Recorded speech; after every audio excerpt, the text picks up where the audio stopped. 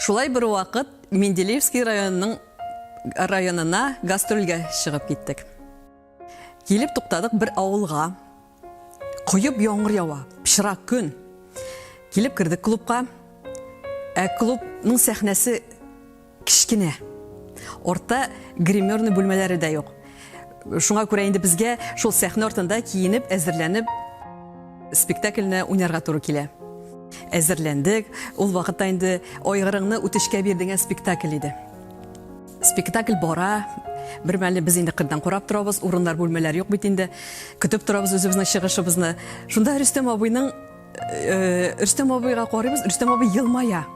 Не болды мекен, неге йылмая мекен дейбіз инде, өзі сездірмей. Қазір инде Эльмира шықты, Эльмира Гараева шықты, ойыны инде шул хәтле дәртләнеп инде. Бір мәліні көзіміз Эльмираның ояқына түшті. Эльмира ошығып, кіріп, бәләкей сәхнә, бір ояғына өзінің туфлиін киген, ошығышлықтан, бірсіне театр туфлиін киген. Өзі көрмей, ойны шуқат дәртләніп, бір мәліні мұның көзі, өзінің да көзі шушының ояғына түшті. Ол вақытта бит сәхнәдә күлесі келе. Андай вақытта томашашыға сиздерге ярамый, менә бұндай түрлі шырақлар була бит инде, томашашыға сиздерге ярамый.